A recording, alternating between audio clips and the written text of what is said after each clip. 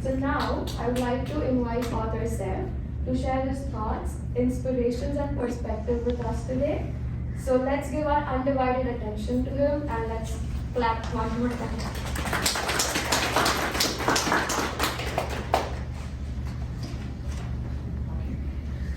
So, once again, good afternoon, everyone, and my warmest greetings to each and every one of you. And it is an absolute pleasure to have so many familiar faces to come up here and grace us with this literary event. Before I talk more about the book, I know we had a very candid question and answer session, but I'd like to talk a little bit more about the third book. And I know some of you are looking at the back. We'll just take a break very quickly after this. So, first I'd like to thank Peter, who has been our point of contact from One Public Libraries, and of course the staff at the Ashley Group Library as well. They have been very supportive for me to actually have this particular literary event as well. I'd like to also express my very sincere gratitude to my student Kushi, who has volunteered to be the MC for this particular event. And just for the record, she's just doing this as a purely volunteer kind of a role. And also I'd like to thank my family members as well, because they have been a pillar of support for me, because this has been a very difficult journey for me. And they have always stood beside me, they have always believed in my work, where my belief sometimes was unwavering in nature. I'd like to talk about the third book itself, because that's what the event is all about, by the way. So, it is a very emotional day for me, my dear audience, because it means that my journey of 17 years has come to an end in today's day. 17 years of me working on this, either passively or proactively for that matter. It is now time for me to draw curtains, to close this chapter of my life, in fact, and hopefully move to bigger and better things in my life. So I would say that this has been a culmination of many of my dreams and aspirations that I had when I was a small child. As I talked about this in the question answer session as well, that the original plan was to have the books, a total of 5 books, but then I confined it to 3. And that meant that a lot of my ideas and a lot of unfinished work which is related to the universe is going to be locked in the prison of my mind forever. And this is the nature of life as a whole, that some things are not meant to be, and sometimes we have to accept reality and move forward with it as well. I know that we at a personal level, we have these kinds of choices, moral choices a lot many times, and we do this at a very frequent basis. It took me a lot more time to actually come around it and actually accept it as well.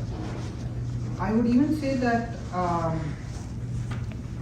my work is a little different in terms of the other fantasy fiction works which are there, which are very exhaustive and extensive in nature. And mine seems to be a variant of it, more like a minimalistic variant in the ocean of fantasy fiction. And again, as I told you all, that there are a lot of creative projects that we have personally seen in our life which suffer from losing their steam at the very end of it. And I didn't want that to happen with my books. I wanted the essence of the work to be captured at the source, and ensuring that the 3 books, they have some form of cohesion, because if the volume of books would have increased, that would be a bigger challenge and hurdle for me to actually maintain that coherence between all those kinds of work as well. So again, it's a little different, but having said that, the world building in my book has been very articulate and definitive in nature. That is something that has not been compromised, and even I would in fact dare say has been my forte when it comes to this literature piece of work. The other things that I would like to talk about is, of course, regarding the third book itself. This was, as I told you all, it was the fastest writing project that I had undertaken, because the inspiration which I talked about in the question answer session, it struck me, and it struck me hard. So I said, okay, I need to completely dedicate my time and energy in ensuring that I complete this. And you must understand, my dear audience, that this is a very emotional day for me. Why? Because there are a lot of people on this earth who have not got the honor and privilege to tell their story in its entirety. And I have received that honor and privilege by the blessings of Almighty. So I consider myself to be very, very fortunate.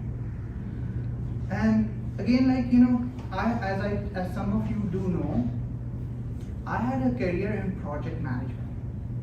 So again, this was one question, like, what happened in your life? Did it actually have an influence over your literary endeavors? And the answer is yes. So one example that I would like to cite is, like, we as project managers, we are always trying to constantly assess, like, if there are some form of benefits behind pursuing a particular project. We are constantly trying to assess all the time whether we are delivering something of value. So again, this is also the secondary reason why I thought, okay, I should not move further along with this, literary project as well. Again, there are a lot of themes that I actually discuss in my books, and the most primary theme is that it discusses about the traditional good versus evil battle that we have in our day-to-day life. In fact, we see this in geopolitical factors as well. And again, in the second book, as I told you all, I was a little bit bitter, and I thought there are some gray areas which we cannot truly classify something as black or white. But then, when I approached my third book, I have come to a full circle. Because the idea that started with my first book was that, this is a traditional good versus evil theme. And then in the second book, I try to contradict that. And in the third book, I come back to it, saying, okay, there are some things that are crystal clear in terms of being black and white. So that is one thing that I have addressed. There are a lot of factors in my book where you have people who want the same goal, but they have opposing ideologies. My book also deals a lot with legacy and with willpower as well. Like, you're trying to overcome overwhelming odds, and how in the face of adversity you can actually be able to overcome those odds. And that's what my book is actually, in hindsight, trying to present it to the world out there. Like, even though if the odds stand against you, if you have that determination, that willpower, you should be able to conquer. You should be able to succeed in life. And that's eventually what my characters do at the end of the third book as well. That despite facing those overwhelming odds, they are able to overcome that. And for me, I think that's a very interesting idea that I wanted to work on. And that's a hopeful message, a message that we all should have in today's time as well. Also, one small thing that the third specifically deals with, I don't want to give away plot points at this particular point, so I'm just going to talk in very generic terms. But then, small acts of kindness and goodness, they have a very big impact. They have like a butterfly effect on our overall life as well. And in fact, how the world shapes out to be as well. And that is also one message that I want to deliver from my trilogy as well. In terms of the writing itself, basically fantasy fiction is more inclined towards world building and fantasy elements. But for me, the essence of the story was the characters, like the kind of trials that they had gone through and how they are responding to that, how sometimes their willpower or their determination might be impacted because of those factors, but then they are still trying to go through. So again, that is something that I wanted to capture, and that is something that I didn't want it to be compromised as well. So you can see, like, if you actually read my books, you will see that I have employed a lot of literary devices as well. So you will see a lot of, let's say, symbolism, and you will see a lot of foreshadowing as well. And you can see this, like, in several instances of my book, the characters, they're very human in nature. They have their motivations. There is a reason why they are behaving that way. In fact, you will see across some sections of the book where the characters are actually dreaming, and I'm describing those dreams as well. So, because dreaming is such a humane component for us, and that is something that we can easily correlate to. And for the final point that I would like to address before I wind up with my particular address is, if you actually have a bird's eye view of what the book is actually trying to say you, it is giving a pitch for pacifism. What do I mean by that? That we must exercise non-violence or any other form of engagement, because at the end of the day, violence will inherently breed violence. It's a vicious cycle that we cannot easily let go or break off. And again, I think that my books are actually trying to pitch in that idea.